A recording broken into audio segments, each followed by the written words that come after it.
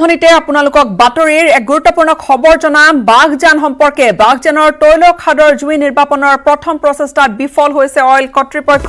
আজিৰে পৰা 5 নম্বৰ তেলখাদৰ যি অগ্নি নিৰ্বাপনৰ শেষ প্ৰস্তুতি আসলতে চলাই থকা গৈছিল যদিও বিঅপি স্থাপনৰ সময়তে সংঘটিত হৈ যায় আন এক অঘটন অগ্নি নিৰ্বাপনৰ বাবে স্থাপন কৰিবলৈ লোৱা বিঅপিৰ ওজনতকৈ বিঅপি স্থাপনৰ বাবে ব্যৱহাৰ কৰা ক্ৰেনখনৰ যি বহন ক্ষমতা সেয়া কম হোৱাৰ বাবে এনেকৈ ক্ৰেনখন বাগৰি পৰে ক্ৰেনখন বাগৰি পৰাৰ পিছতে বাগজানৰ অগ্নি নিৰ্বাপনৰ ক্ষেত্ৰত পুনৰ অনিশ্চয়তাই দেখা দিছে ভবা হৈছিল বা ধাৰণা কৰা হৈছিল যেহেতু শেষ পৰ্যায়ত বৰ্তমান তাত ব্লৱাউট প্ৰিভেন্টৰ স্থাপনৰ লগে লগে সেই জুই নিৰ্বাপন হ'ব বুলি সকলোৱে ধৰি লৈছিল ধাৰণা কৰিছিল যেহেতু প্ৰায় 60 দিনৰ ওপৰত এই জুইকুৰা জ্বলি আছে 70 দিন তেনে অৱস্থাত শেষ পৰ্যায় এই জুই নুমুৱাৰ ক্ষেত্ৰত শেষ পৰ্যায় পাওঁতে বাগজানৰ তৈলখাদৰ জুই নিৰ্বাপনৰ প্ৰথম প্ৰচেষ্টা তেনেকৈ বিফল হ'ল অইল ইণ্ডিয়া কৰ্তৃপক্ষ যিখন ক্ৰেন ব্যৱহাৰ কৰা হৈছিল এই ক্ৰেনখনত এনেকৈ বহন ক্ষমতা আসলতে কম আছিল যাৰ পৰিপ্ৰেক্ষিতত 5 নম্বৰ তেলখাদটোৰ অগ্নি নিৰ্বাপনৰ সময়ছোৱাতে এনেকৈ বাহনখন যন্ত্ৰপাতিৰ সৈতে বাগৰি পৰিল বিঅপি স্থাপনৰ সময়তে সংঘটিত হৈ গ'ল আন এক অঘটন আৰু এই দৃশ্য সেই মুহূৰ্তৰ দৃশ্য ইয়া কেমেৰাত এই ধৰণে আবদ্ধ হৈ আছে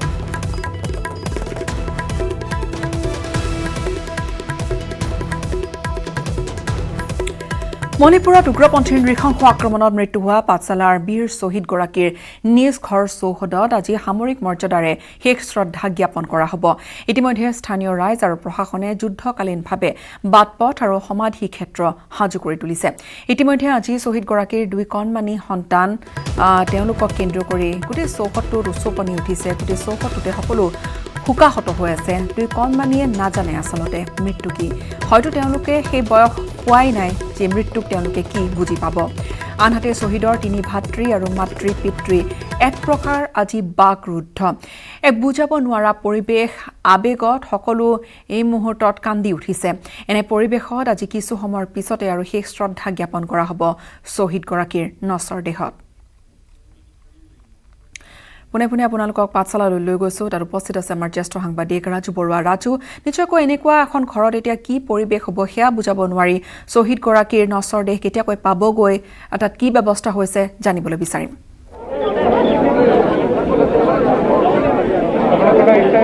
গীতাশ্ৰী চাওক সঁচাকৈ আপুনি কোৱাৰ দৰে অবৰ্ণনীয় এক পৰিৱেশ বৰ্তমান বিৰাজ কৰিছে পাঠশালাৰ এই অঞ্চলত আৰু আছাম ৰাইফলছৰ 3জন জোৱান পৰহি ৰাতি বুধবাৰে নিশা যি মণিপুৰৰ চান্দেল জিলাত যি ভয়ংকৰ এম্বুজ সংঘটিত হৈছিল সেই এম্বুজত প্ৰাণ হেৰুৱাইছে তাৰ ভিতৰত মণিপুৰৰ 2জনকৈ আৰু অসমৰ প্ৰণয় কলিতা তেওঁ মৃত্যু খাবতি লৈছিল আৰু লগতে মৃত্যু খাবতি লৈছিল ৰতন চালাম আৰু মেথনা কন্যাকে গতিকে এই মুহূৰ্তত আমি দেখুৱাইছোঁ সেই দৃশ্য যে সামৰিক মৰ্যাদাৰে তেওঁৰ যিহেতু শেষকৃত্য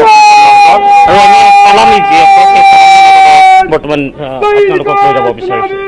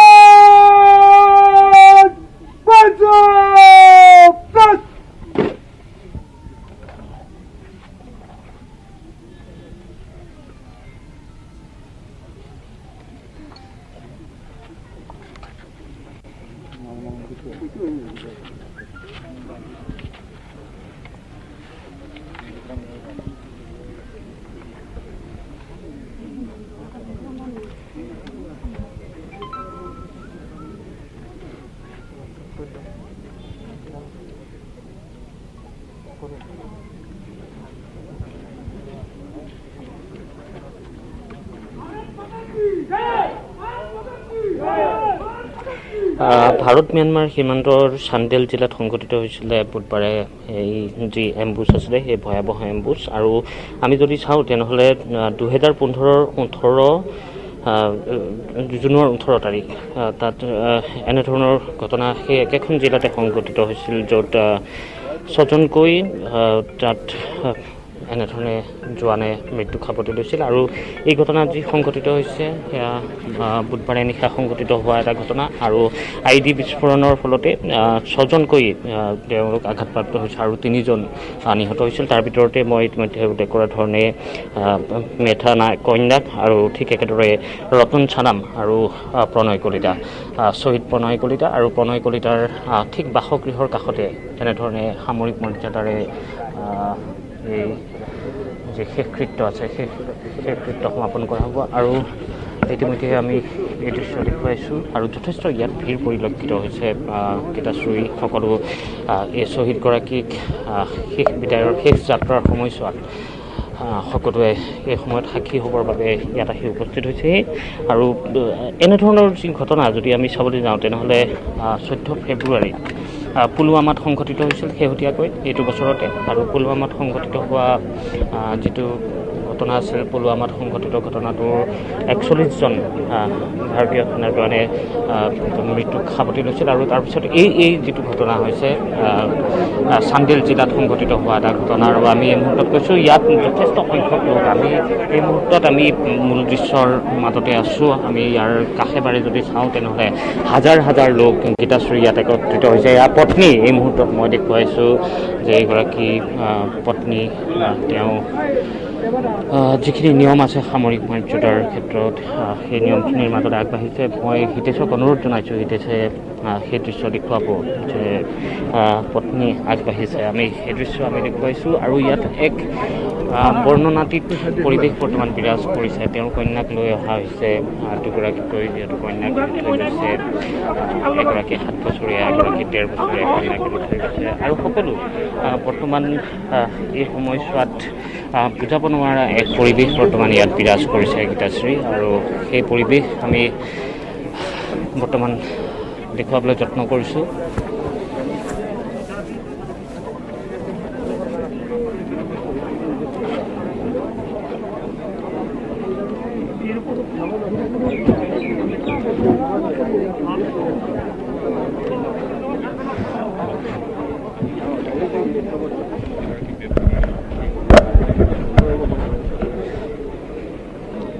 PLA আলফা স্বাধীন গীতাশ্ৰী আৰু MNPF-ৰ ইতিমধ্যে এই যি এম্বুছ আছে এই এম্বুছৰ বাবে তেওঁলোকে স্বীকাৰ কৰিছে এম্বুছৰ পিছত আৰু তেওঁলোক থকা বুলি আৰু এই সময়ছোৱাত মণিপুৰৰ মুখ্যমন্ত্ৰী N বীৰেন সিঙেও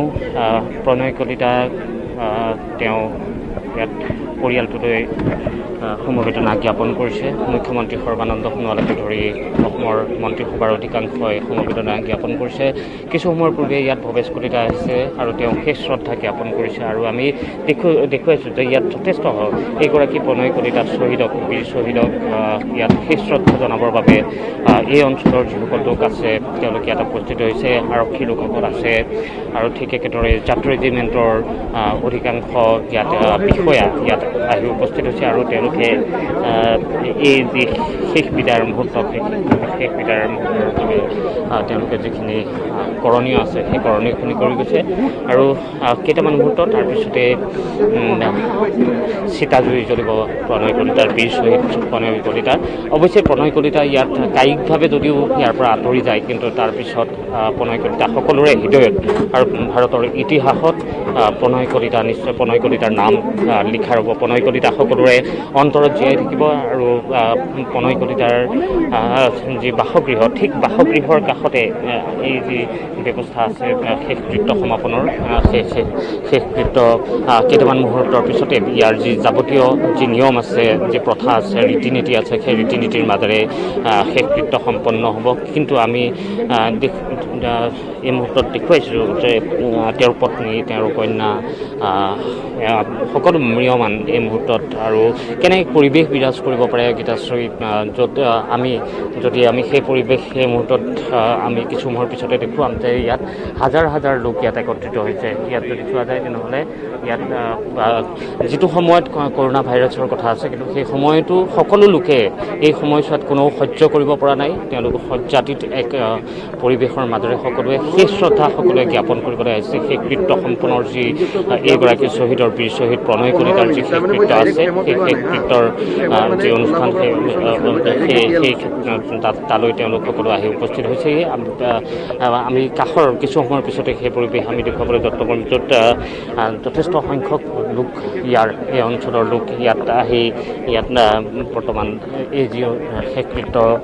পৰ্ব আছে সেই শেষকৃত্য পৰ্বৰ আৰু শেষ শ্ৰদ্ধা, বিশেষকৈ বীৰ শ্বহীদগৰাকীক শেষ শ্ৰদ্ধা জনাবৰ বাবে সকলোৱে আহি ইয়াত উপস্থিত হৈছেহি। আৰু মই ইতিমধ্যেই কৈছোঁ যে কায়িকভাৱে নাথাকিব পাৰে আমাৰ মাজত প্ৰণয় কলিতা, কিন্তু প্ৰণয় কলিতা সদায় মানুহৰ মনত থাকিব, মানুহৰ আত্মাত থাকিব আৰু ভাৰতৰ ইতিহাসত প্ৰণয় কলিতাৰ নাম লিখা যাব। আৰু 2015 মই আকৌ এবাৰ উল্লেখ কৰিছোঁ, মণিপুৰৰ সেই একেখন জিলা ম্যানমাৰ সীমান্তৰ চান্দেল জিলা, যিখন চান্দেল জিলা 2015ৰ 18 জুনতো এনেধৰণৰ ঘটনা সংঘটিত হৈছিলে, তাত এম্বুছ হৈছিল। আৰু পুনৰবাৰ 2015ৰ পিছত পুনৰবাৰ বুধবাৰৰ দিনটোত সেই একে ঘটনা সংঘটিত হ'ল আৰু ইতিমধ্যেই তিনিটাকৈ সংগঠনে ইয়াৰ স্বীকাৰ কৰিছে, তেওঁলোকে এই ঘটনাৰ আঁৰত তেওঁলোক আছে বুলি তেওঁলোকে স্বীকাৰ কৰিছে। আৰু তিনিজন আমি সেই কথা উল্লেখ কৰিছোঁ যে দুজনকৈ মণিপুৰৰ, তেওঁলোকে এগৰাকী কন্যাক আৰু আনগৰাকী সোণাল আৰু তৃতীয়গৰাকী হৈছে প্ৰণয় কলিতা। আৰু প্ৰণয় কলিতাৰ ঠিক বাসগৃহৰ কাষতে এতিয়া এই শেষকৃত্য যি আছে সেই শেষকৃত্য সম্পন্ন হ'ব। প্ৰায় 1 বজাত যি তেওঁৰ নশ্বৰ দেহ আছিলে বীৰ শ্বহীদজনাৰ, সেই নশ্বৰ দেহ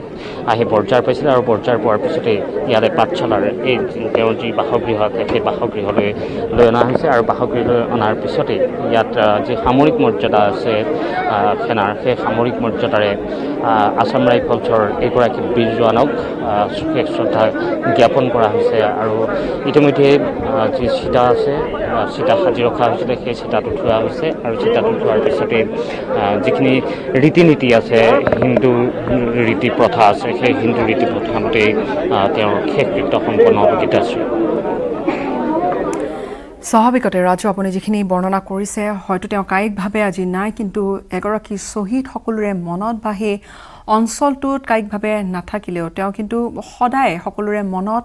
থাকি যায় বা ৰৈ যায়। আৰু এই মুহূৰ্তত তেওঁৰ পৰিয়ালৰ যিসকল লোক আছে, বিশেষকৈ পত্নীৰ কথা ক'ম, যি সাহসেৰে এই মুহূৰ্তত তেওঁ তাত থিয় হৈ আছে, সন্মুখত সেই চিতাত স্বামীক তোলা হৈছে, হয়তো সম্ভৱতঃ বুজাব নোৱাৰা এটা আৱেগ, চকু পানীৰে তেওঁ হয়তো বাট নেদেখা হৈছে। আৰু তাৰপিছত এই মুহূৰ্তত যে তেওঁ থিয় হৈ আছে আৰু লগতে কণমানি দুটিকৈ শিশু, আটাইতকৈ স্পৰ্শকাতৰ মুহূৰ্তলৈ গৈ আছোঁ আমি। স্পৰ্শকাতৰ মুহূৰ্তটো আমি দেখুৱাব বিচাৰিম যে গীতাশ্ৰী জুমুঠি ধৰা হৈছে, মুখাগ্নি কৰিবৰ বাবে জুই জ্বলোৱা হৈছে, জুমুঠি সাজু কৰা হৈছে। আমি সেই দৃশ্য দেখুৱাম, হিতেশে দেখুৱাব সেই দৃশ্য। আৰু চালামি এতিয়া হ'ব, আমি সেই দৃশ্যৰ মাজলৈ যাম। কিন্তু এই আটাইতকৈ স্পৰ্শকাতৰ মুহূৰ্তটো আৰু বিশেষকৈ পৰিয়ালৰ লোকসকলৰ বাবে আটাইতকৈ স্পৰ্শকাতৰ যি বেদনা, সেই বেদনা বুজাব নোৱাৰা এক বেদনাৰ মাজতে তেওঁলোকৰ পৰিয়ালটো গুচি যাব। কাৰণ তাত সকলো ইয়াত উপস্থিত আছে, তেওঁলোকৰ পৰিয়ালৰ লোকসকল উপস্থিত আছে। আমি সেই দৃশ্যৰ মাজতে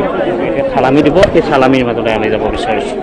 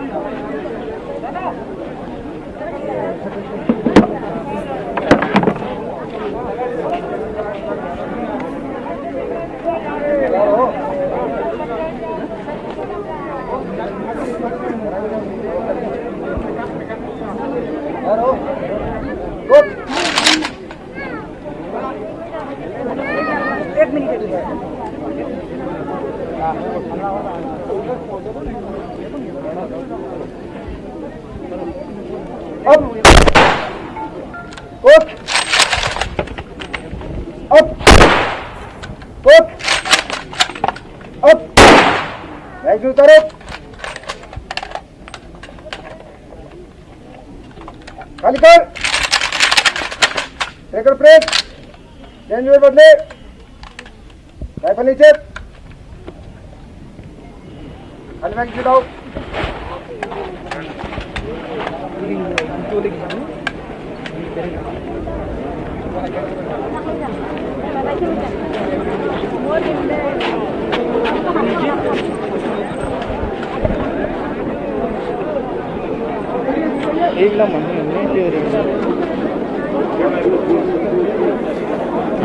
গীতাশ্ৰী ইতিমধ্যে সামৰিক মৰ্যাদাৰে তেওঁৰ শেষকৃত্য সম্পন্ন কৰিবৰ বাবে যিখিনি কৰা হৈছে সেইখিনি কৰা হৈছে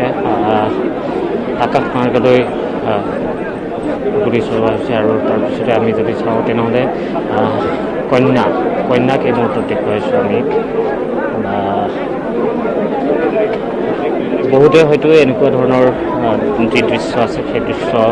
সহ্য কৰিব নোৱাৰে আৰু যিসকলে হেৰুৱায় নিজৰ আপোনজনক হেৰুৱাজনেহে এই কথাখিনি জানে যে আপোনজনক হেৰুৱাৰ মৰ্মবেদনা কিমান বেছি হ'ব পাৰে আৰু যিখিনি ৰীতি নীতি আছে হিন্দু প্ৰথামতে সেই ৰীতি নীতিৰ মাজেৰে শেষকৃত্য সমাপন কৰিবৰ বাবে এতিয়া যিখিনি প্ৰদক্ষিণ কৰাৰ নিয়ম আছে নশ্বৰ দেহক প্ৰদক্ষিণ কৰা হ'ব প্ৰথমতে আৰু তাৰপিছতে জুমুঠি আমি দেখুৱাইছোঁ জুমুঠি জ্বলোৱা হৈছে আৰু কন্যাকো যিহেতু দুগৰাকী কন্যাক এৰি থৈ গৈছিলে এগৰাকী 7 বছৰীয়া কন্যা আৰু এগৰাকী 1.5 বছৰীয়া কন্যা আৰু 1.5 বছৰীয়া কন্যা আৰু বিশেষকৈ 7 বছৰীয়া যিগৰাকী কন্যা আছে কন্যাগৰাকীক এজনে কোচত লৈ আছে আৰু মই এই মুহূৰ্তত অৱশ্যেই তেওঁৰ লগত যিগৰাকীয়ে জুমুঠি ধৰি আছে খুব সম্ভৱ তেওঁৰ ভাতৃ হ'ব ভাতৃয়ে এই যি মুখাগ্নি প্ৰক্ৰিয়া আছে সেই মুখাগ্নি প্ৰক্ৰিয়াত অংশগ্ৰহণ কৰিছে আৰু কন্যাক সেই নিয়মৰ মাজেৰে লৈ যোৱা হৈছে কন্যাই যিহেতু এতিয়া যথেষ্ট সৰু হৈ আছে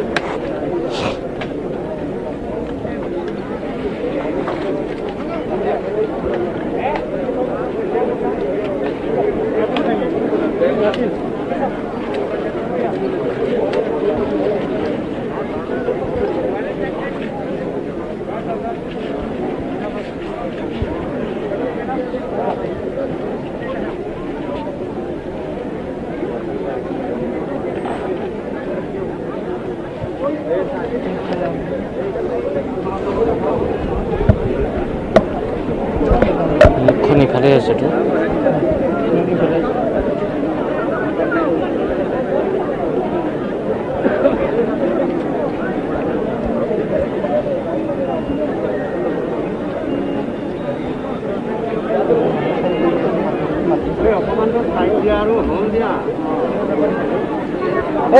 ভাজি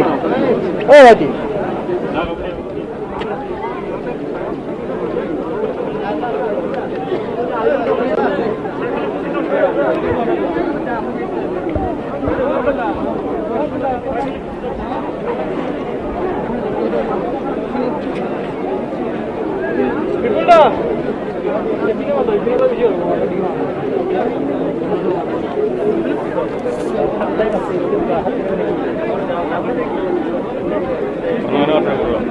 দুইটা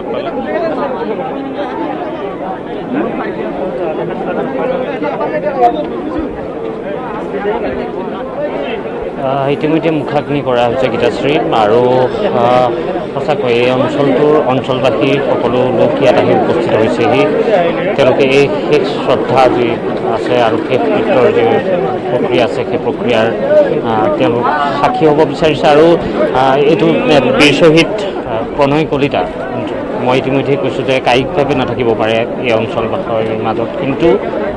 সকলোৰে আত্মাত সকলোৰে মনত মগজুত সদায় জীয়াই থাকিব প্ৰণয় কলিতা আৰু প্ৰণয় কলিতা পৰহি নিশাটো যদি বুধবাৰৰ নিশাটো চোৱা যায় তেনেহ'লে বুধবাৰৰ নিশাই এই ঘটনা সংঘটিত হৈছিল আৰু ম্যানমাৰৰ সীমান্ত মণিপুৰৰ চান্দেল জিলাত সংঘটিত হোৱা যি ভয়াৱহ এম্বুচ আছিলে তাত 6জনকৈ জোৱান আসাম ৰাইফলছৰ জোৱান আঘাতপ্ৰাপ্ত হৈছিল আৰু তাৰ ভিতৰত তিনিজনৰ মৃত্যু হৈছিল আৰু 3জন শ্বহীদৰ ভিতৰত 2জনকৈ মণিপুৰৰ আৰু এইগৰাকী প্ৰণয় কলিতাৰ নশ্বৰতে হাজিৰ দিনটোতে প্ৰায় 1 বজাত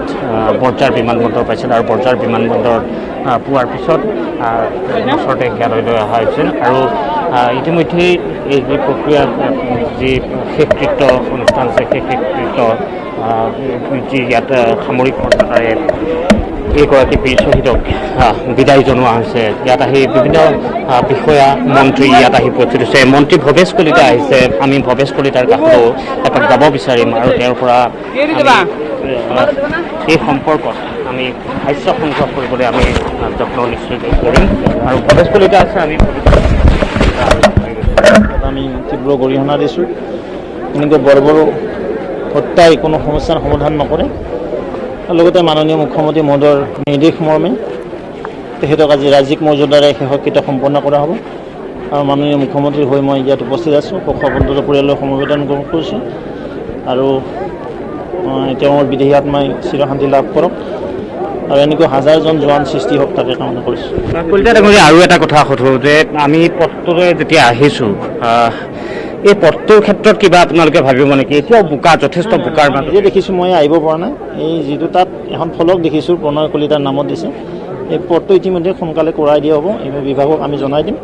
এই যিহেতু তেখেতৰ শ্বহীদৰ ঘৰ ইয়াতে এই পথটো যেন হয় গড়কাপ্তানি বিভাগৰ মাননীয় মন্ত্ৰী মহোদয়ৰ লগতে বিভাগৰ যি ইঞ্জিনিয়াৰ আছে তেওঁলোকক জনাই এই ৰাস্তাখিনি অন্ততঃ পেভাৰ ব্লকেৰে কৰাই দিয়ে তাৰ ব্যৱস্থা কৰাই দিয়া তেওঁৰ নামতে হ'ব তেওঁৰ নামতে হ'ব এই পথটো হয় হয় তেওঁ মিছেছকটো সংস্থাপন কৰিব লাগিব এইটো চৰকাৰৰ দায়বদ্ধতা আছে নিশ্চিতভাৱে সমাগত এতিয়াতো এই পৰিৱেশ নাই পৰিৱেশ কিছু আঁতৰি যাওক তেওঁ গোটেই যিখিনি সকাম নিকাম আছে যিখিনি আনুষ্ঠানিকতা আছে সেইখিনি শেষ হোৱাৰ পিছত আমি নিজে এবাৰ খবৰ ল'ব আহিম আকৌ এবাৰ আহি গোটেইখিনি ব্যৱস্থা কৰা কিন্তু আৰু এটা কথা হয় কেতিয়াবা এনেকুৱাও হয় যে আমি বিভিন্ন শ্বহীদৰ ক্ষেত্ৰতো তেনেকুৱা দেখিছোঁ যে প্ৰথমতে সকলোবোৰ কৰিম বুলি আশ্বাস দিয়া হয় পিছত গৈ পেলাই নহয় কথা নাই এইবিলাকক যিবিলাক জোৱান আছে তেওঁলোকৰ পৰিয়ালক পৰ্যায়ক্ৰমে কৰা হৈ আছে আৰু এওঁ কাৰণ কেতিয়াবা প্ৰব্লেম হয় কিবা এডুকেশ্যন কোৱালিফিকেশ্যন নিমিলে বা তেনেকুৱা কিছুমান থাকে নিয়ম তেওঁ পঢ়া শুনা কিমান মই আজি খোজা নাই কাৰণ এই পৰিৱেশত তেওঁ এডুকেশ্যন কোৱালিফিকেশ্যন সোধা নাহে চোৱা লাগিব এইটোবিলাক কৰিব লাগিব কাৰণ নিশ্চয় তেওঁ বিভাগৰ পৰা যিটো তেওঁ যোৱা নাছিলে তাৰ পৰা যিখিনি পায় সেইটো বেলেগ কথা মাননীয় মুখ্যমন্ত্ৰী মহোদয় নিজে ইয়াত উপস্থিত থাকিব আকৌ এবাৰ আমি খবৰ ল'ব আহিম নিশ্চিতভাৱে তেওঁ নিয়োগৰ ব্যৱস্থা কৰিব লাগিব পৰিয়ালটো ধন্যবাদ আছিলে মন্ত্ৰী অসম চৰকাৰৰ মন্ত্ৰী ভৱেশ কলিতা আৰু তেওঁ গোটেইখিনি কথা কৈছে আৰু তেওঁ আশ্বাস কেতবোৰ দিছে বা তেওঁৰ যিখিনি আশ্বাস আমি আশা কৰিছোঁ যে তেওঁৰ পৰিয়ালে কিছু ব্যৱস্থা চৰকাৰে দায়িত্ব লৈ বা চৰকাৰে সেই ধৰণে কিছু ব্যৱস্থাৰ মাজেৰে আগবঢ়াওক এই মুহূৰ্তত ৰাজু বৰুৱা আপোনাৰ পৰা বিদায় লৈছোঁ কিন্তু কায়িকভাৱে প্ৰণয় কলিতা এই ধৰণে নাথাকিলেও কিন্তু তেওঁ কিন্তু সেই অঞ্চলবাসীৰ মাজত বা তেওঁ সদায় তেওঁ সেই অঞ্চলবাসীক সাহস দি যাব অসমবাসীক সাহস দি যাব এই ধৰণে আৰু বিদায় লৈছোঁ ৰাজু বৰুৱা আৰু ইয়াৰে সৈতে সময় হৈছে এতিয়াৰ বাতৰিৰ পৰা বিদায় লোৱাৰ ধন্যবাদ